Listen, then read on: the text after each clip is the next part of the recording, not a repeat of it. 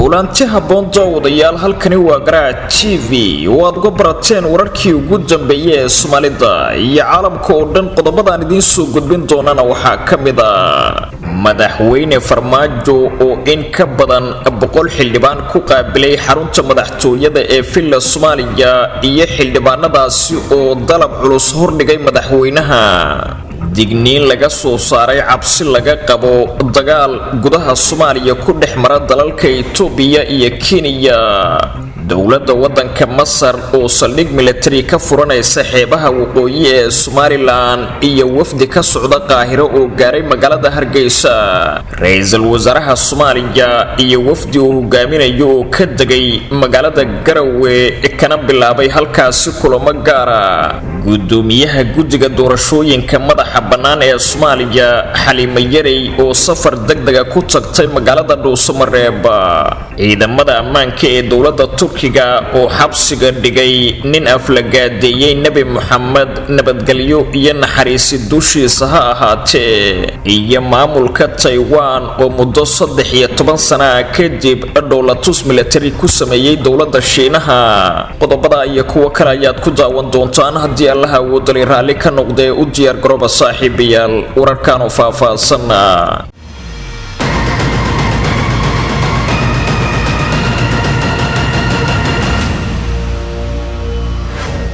isku soo laabashaha bon mar kale daawadayaal halkani waa Garaac TV xasuusnow haddii aad joogtid waqtiga salaada soo guda waajibka ee ku saaran dibna ugu soo laabo daawashada video-gana aynu ku horeyno saaxiibayaal sida aad ku maqlayseen hordhaca wararka Garaac TV faahfaahinna dheeraad ayaa ka soo baxaya kulan u dhaxeeyay madaxweynaha Jamhuuriyadda Federaalka ee Soomaaliya Mudane Maxamed Cabdullaahi Farmaajo iyo xildhibaano ka tirsan baarlamaanka Soomaaliya oo kulan ku yeeshay xarunta madaxtooyada Villa Soomaaliya ee magaalada Muqdisho kulankani oo ahaa mid xasaasi ah waxa looga hadlayay shirka Dhuusamareeb ka dhacay ee u dhaxeeya dawladda federaalka ee Soomaaliya iyo xubnaha dawlad goboleedyada waxaana la sheegay in kulanka ay soo qaban qaabiyeen xildhibaano ka tirsan baarlamaanka dawladda Soomaaliya oo ka agdhow madaxweyne Farmaajo wararka ayaa intaasi ku daraya in xildhibaanada ka qayb galay kulanka ay gaarayeen ilaa 100 mudane oo ka tirsan guddoonka golaha shacabka ee baarlamaanka Soomaaliya waxaana ay si wada jir uga dalbadeen madaxweyne Farmaajo inaanu aqbalin qorshaha ay wadaan qaar ka mid ah xubnaha dawladda iyo maamul goboleedyada kaasi oo ah in la aado doorasho dadban ila ka tirsan madaxtooyada Villa Soomaaliya ayaa sidoo kale u sheegay warbaahinta in madaxweynuhu uu ku wargeliyay xildhibaanada uu la kulmay inuu tagayo magaalada Dhuusamareeb ee caasimada maamulka Galmudug balse uu la wadaagi doono waxa ka soo baxa shirka madaxda dawladda dhexe iyo kuwa dawlad goboleedyada ee ka dhacaya magaaladaasi si ay tala wadaag uga noqdaan ajandayaasha dalka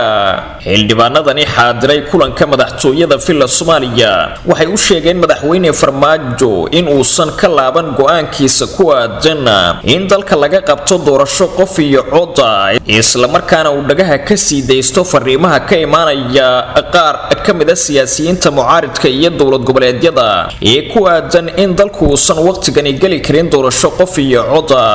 madaxda maamul goboleedyada ka jira Soomaaliya waxay horay u shaaciyeen in dalka aysan ka dhici karin doorasho qof iyo cod kadib kulan ay ku yeesheen magaalada Dhuusamareeb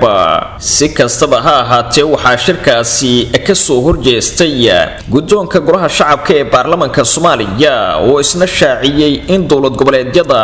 aysan go'aan ka gaari karin doorashada 2020 ilaa 2021 iyo nooca ay noqonayso balse taasi ay tahay mid u taala baarlamaanka dawladda Soomaaliya hay'adda caalamiga ah ee xasaradaha adduunkana waxay soo saartay warbixin ay ku sheegtay in ay suurtagal tahay in si dhaqso ah uu dagaal u dhexmaro ciidamada dawladaha Itoobiya iyo Kenya ee jooga gudaha Soomaaliya hiisada u dhaxaysa ciidanka daacadda u ah dawladda federaalka ee Soomaaliya iyo kuwa raacsan maamulka Jubbaland waxa ay xasarado ka abuuri kartaa geeska Afrika sida kooxda caalamiga ah ee xasaradaha adduunku ay ku sheegtay warbixintan ay soo saareen. Warbixinta ayaa sidoo kale lagu sheegay in qaybaha ku sugan gobolka Gado ay muujinayaan khalad siyaasadeed kaasi oo siyaasadda heer qaran u bedelaysa xiisad qabiil isla markaana guud ahaan Soomaaliya ka abuuri karta xasilooni darro. khilaafkaasi salkiisa waxaa lagu sheegay xiisad u dhaxaysa madaxweynaha maamulka Jubbaland Axmed Maxamed Islaan Axmed Madoobe iyo madaxweynaha dowladda federaalka ee Soomaaliya Maxamed Cabdullaahi Farmaajo. xiisadda waxaa sii xumeeyay ismaandhaaf u dhaxeeya dalal ka tirsan howlgalka kuwaasi oo ciidama ay uga jiraan kuwa Soomaaliya u jooga nabad ilaalinta ee midowga Afrika ee AMISOM. labada awoodood ee gobolka ayaa laga yaabaa inay galaan dagaalka foolka-foola, laakiinse khilaafkoodu waxa uu sidoo kale Soomaaliya ka abuuri karaa colaad dhaawac geysanaysa isla markaana cawaaqib lama filaan ku yeelanaysa xasiloonida gobolka oo dhan.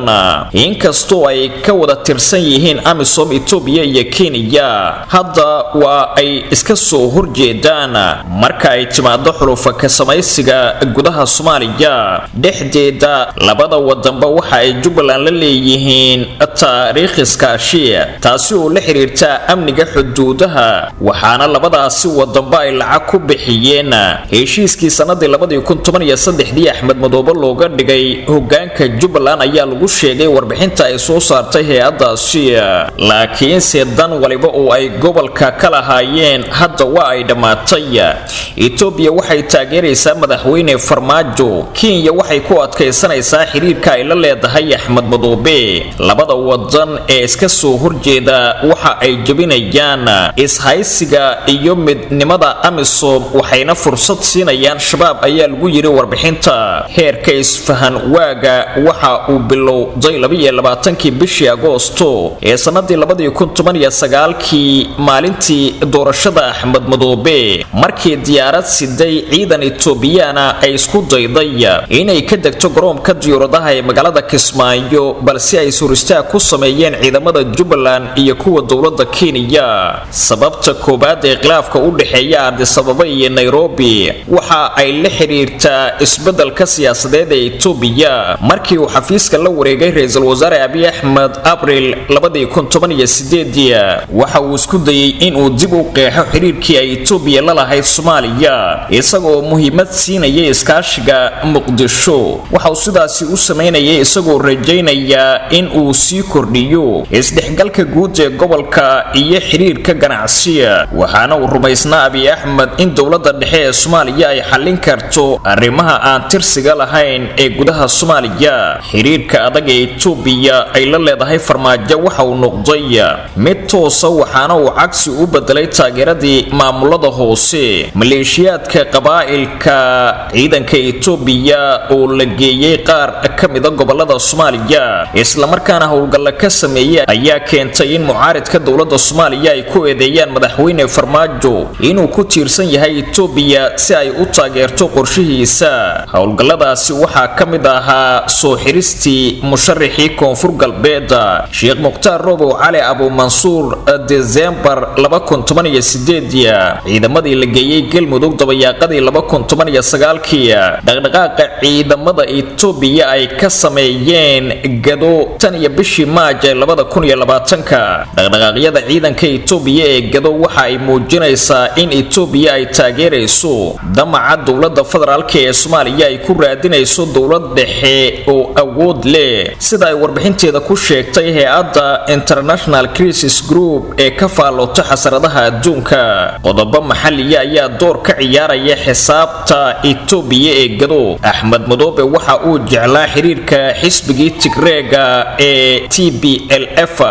kaasoo awoodda ugu badan ku leh xisbiga talada haya ee dalkaasi Itoobiya. tan iyo markii uu awoodda la wareegay ra'iisul wasaaraha talada haya ee Itoobiya Dr. Abiy Ahmed, xisbiyada kale ah Prosperity Party iyo xisbiga TPLF waxay noqdeen mucaarad, waxaana intaasi dheer in Axmed Madoobe uu sii haystay xiriirkii uu la lahaa Owen Alifa oo ah mucaaradkii hore ee Itoobiya haddana ah mucaaradka ugu weyn ee Abiy Ahmed uu ku leeyahay gobolka Soomaalida. iskaashiga uu Axmed Madoobe la leeyahay kuwa ka soo horjeeda Abiy Ahmed ayaa taageerada Itoobiya u weecinaysa dhanka madaxweyne farmaajo sida lagu sheegay warbixinta. Hay-adda ICJ waxay sheegtay in yoolka dowladda Kenya uu yahay inay haysato Jubbaland oo ah xayndaab u dhaxeeya iyaga iyo Al-Shabaab. Axmed Madoobana waxa uu sii xoojinayaa xiriirka uu la leeyahay dowladda Kenya si ay iyaduna ugu fuliso danaha uu ka leeyahay gobolka ayaa lagu sheegay warbixinta. hase yeeshee nuxurka warbixinta ay soo saartay hay-adda caalamiga ah ee xasaradaha adduunka ayaa ah in haatan ay jirto cabsi laga qabo in ciidamada dowladaha Kenya iyo Ethiopia ay ku dagaalamaan gudaha Soomaaliya taasi oo saameyn xun ku yeelanaysa Soomaalida dhexdeeda. Wahagaag saaxiibayaal wararka TV ayaa la socotaan. Dowladda wadanka Masarna waxay u digarogotay dhinaca Somaliland kadib markii uu xumaaday xiriirkii ay la lahayd dowladda dhexe ee Soomaaliya, waxaana ay wafdi heer sare u dirtay magaalada Hargeysa ee xarunta Somaliland. wafdigani ka yimid dalka Masar ee tagay magaalada Hargeysa oo iskugu jira mas'uuliyiin kala duwan ayaa la kulmay madaxweynaha Somaliland Muuse Biixi Cabdi iyo mas'uuliyiin kale oo ka tirsan xukuumaddiisa. ila wareedyo ka tirsan madaxtooyada Somaliland ayaa warbaahinta u sheegay in wafdigu uu iskugu jiray diblomaasiyiin iyo saraakiil ciidan oo ka tirsan militariga dalka Masar, waxaana xukuumadda madaxweyne Biixi ay u soo bandhigeen in ay doonayaan inay saldhig militari ka samaystaan xeebaha waqooyi ee Somaliland, iyagoona booqday qaar ka mid ah dhulka xeebaha ah ee Somaliland. sidoo kalena waxa miiska la soo saaray in dowladda Masar ay Somaliland ka caawinayso dhanka horumarinta kalluumaysiga iyo waxbarashada. dhanka kale dhinacyada Masar iyo Somaliland waxa ay isku afgarteen inay isweydaarsadaan laba xafiis oo heerkoodu sareeyo oo ay ka kala furan doonaan magaalooyinka caasimadaha ah ee Hargeysa iyo Qaahira. wafdiga Masaarida ah oo joogay hal maalin magaalada Hargeysa ayaa dib ugu laabtay magaalada Qaahira ee xarunta wadanka Masar, waxaana wafdigu ay wateen diyaarad khaas oo ay ku tageen magaaladaasi Hargeysa. ujeedada koobaad ee dowladda Masar ay ka leedahay saldhigga ay ka tuugayso Somaliland inay ka furato xeebaheeda waqooyiga ayaa la rumaysan yahay inay doonayso inay kala dagaalanto dowladda Ethiopia oo haatan ay isku haystaan webiga Niilka oo dowladda Ethiopia ay ku dhawaaqday inay buuxisay. dhinaca kale dowladda Ethiopia ayaa sheegtay in ay walaac xoogan ka qabto arintani maadaama khilaaf xoogan oo ku saabsan webiga Niilka uu kala dhaxeeyo dowladda Masar. ilaa iyo haatan lama cadaynin in madaxweynaha Somaliland Muuse Biixi Cabdi uu ogolaaday dalabka Masaarida ee ku aadan in ay saldhig militari ka samaystaan xeebaha waqooyiga si ay uga dagaal tagaan dowladda Ethiopia haddii ay sii xumaato xaaladda webiga Niilka. horay dowladda Soomaaliya ayaa ugu gacan sayrtay dalab uga yimid dalka Masar kaasi oo ahaa in ay hub ku soo daabusho qaybo ka mid ah Soomaaliya, iyadoo dowladda dhexe ee Soomaaliya ay ka warheshay in ujeedada Masaaridu ay tahay dagaal ay la gasho dowladda Ethiopia. ra'iisul wasaaraha dowladda federaalka ee Soomaaliya Mudane Xasan Cali Khayre iyo wafdi ballaaran oo hogaaminayo ayaa ka degay magaalada Garowe ee xarunta dowlad goboleedka Soomaaliyeed ee Puntland. Khayre iyo wafdiga uu horkacayo ayaa ka soo ambabaxay magaalada Dhuusamareeb, waxaana si diiran ugu soo dhaweeyay magaalada Garowe madaxweynaha Puntland Siciid Cabdullaahi Deni iyo mas'uuliyiin kale. ra'iisul wasaaraha Soomaaliya ayaa ka qayb galaya aas qaran oo halkaasi loogu sameynayo ra'iisul wasaarihii hore ee Soomaaliya marxuum Xasan Abshir Faarax. sidoo kale Khayre ayaa inta uu joogo Puntland la kulmi doona madaxda sare ee maamulkaasi isaga oo dib ugu laaban doona magaalada Dhuusamareeb oo dhawaan ka furmayo shirka madaxda dowladda dhexe iyo kuwa dowlad goboleedyada. waxaa sidoo kale magaalada Garowe ku sugan gudoomiyaha aqalka sare ee Soomaaliya, madaxda dowlad goboleedyada iyo xildhibaano ka tirsan labada aqal ee baarlamaanka Soomaaliya. allaha u naxariistay marxuum Abshir Xasan Faarax oo xilal kala duwan ka soo qabtay dalka ayaa dhawaan ku nafbaxay magaalada Ankara ee xarunta wadanka Turkiga, waxaana meydkiisa laga dejiyay garoonka diyaaradaha Aadan Cabdulle Cismaan ee magaalada Muqdisho laguna tukaday salaada janaasada. waxaana ka qayb galay salaadiisa janaasada madaxweynaha Soomaaliya Maxamed Cabdullaahi Farmaajo iyo madaxweynayaashii hore ee Soomaaliya Xasan Sheekh Maxamuud iyo Sheekh Shariif Sheekh Axmed. dhinaca kale wararka ka imaanaya Garowe waxay sheegayaan in ra'iisul wasaare Khayre uu kulamo dheeraad la qaadan doono waxgaradka iyo madaxda sare ee Puntland, isla markaana uu kala hadli doono khilaafka kala dhaxeeya dowladda federaalka ee ee Soomaaliya iyo sidii looga gudbi lahaa. Gudoomiyaha guddiga madaxa bannaan ee doorashooyinka qaranka ee Soomaaliya Marwa Xalima Ismaaciil Ibraahim Xalima Yari ayaa iyaduna gaartay magaalada Dhuusamareeb ee xarunta maamulka Galmudug. Xalima Yari ayaa socdaalka waxa ku helinaya xubno ka tirsan guddiga qaran ee doorashooyinka Soomaaliya waxaana halkaasi ku soo dhaweeyay mas'uuliyiin sarsare oo ka tirsan dowlad goboleedka Galmudug. ujeedada safarka ayaa sidoo kale salka ku haysa sidii ay kulamo looga hadlayo arrimaha doorashooyinka ula qaadan lahayd madaxda dowlad goboleedyada iyo kuwa Soomaaliya ee jooga magaaladaasi. Dhuusamareeb waxaa ka socda shirar looga hadlayo xaaladda dalka iyo sidoo kale doorashada waxaana ku ballansan madaxda dowladda dhexe ee Soomaaliya iyo kuwa dowlad goboleedyada. xaaladda siyaasadeed ee dalka ayaa haatan mid cakiran iyadoo lagu guda jiro marxalad kala guur isla markaana dalku uu dareerayo nidaam doorasho. si kastaba ha ahaatee dhowaan madaxda dowlad goboleedyada dalka ayaa shaaciyay inaysan dhici karin doorasho qof iyo cod inkastoo hadalkaasi ay ku gacan sayrtay gudoomiyaha guddiga madaxa bannaan ee doorashooyinka qaranka. balse safarkeedan haatan ee magaalada Dhuusamareeb ayaa daaran sidii ay kulamo isfahana ula gali lahayd mas'uuliyiinta dowlad goboleedyada ee jooga magaalada Dhuusamareeb isla markaana ay ugu qancin lahayd in dalka laga qabto doorasho qof iyo cod. ciidamada amniga ee dowladda Turkiga ayaa xabsiga u taxaabay nin lab iyo dhadig isku oo u ololeyn jiray in ay isguursan karaan dadka isku jinsiga kadib markii lagu eedeeyay inuu aflagaado u geystay diinta suuban ee Islaamka. ciidamada Turkiga ayaa ninkaasi oo ka mid ahaa koox lagu magacaabo Shawaad oo u ololeysa dadka isku jinsiga in ay isguursadaan waxay gacanta ku soo dhigeen kadib markii lagu eedeeyay inuu aflagaadeeyay diinta Islaamka isagoona u gafay Nabi Muhammad nabadgelyo iyo naxariis dushiisa ha noqotee. ninkan ayaa loo haystaa sawirro iyo majaajilo uu ku baahiyay baraha bulshada kuwaasi oo ugu gafay nabigeena Muhammad ee sharafta leh nabadgelyo iyo naxariisi dushiisa ha noqotee iyadoo isla markiiba lagu soo oogay dambiga afxumada ee loo haysto. Saleemaan Sawlu wasiirka wasaaradda arrimaha gudaha ee Turkida ayaa lagu soo waramayaa inuu amar ku bixiyay ninkani in la soo xiro kadib markii uu aflagaadada u geystay diinta Islaamka. waxaana qaab cajiib uga hadlay kadib markii ciidamadu ay xabsiga dhigeen ninkaasi. wasiir Sawlu ayaa bartiisa Facebook ku soo qoray hadal kooban oo micnihiisu uu ahaa waxa gacanta lagu soo dhigay mid ka mid ah kuwii laba dhadig ahaa ee aflagaadeeyay diinteena. ninkaasi oo ku xiran Istanbul ayaa si rasmi loo gudbiyay dacwadiisa iyadoo galdacwadeedka dambiga loo haystana ay ku soo oogtay xeer ilaalinta guud ee dowladda Turkiga iyadoo ku soo eedeysay aflagaada ka dhana diinta suuban.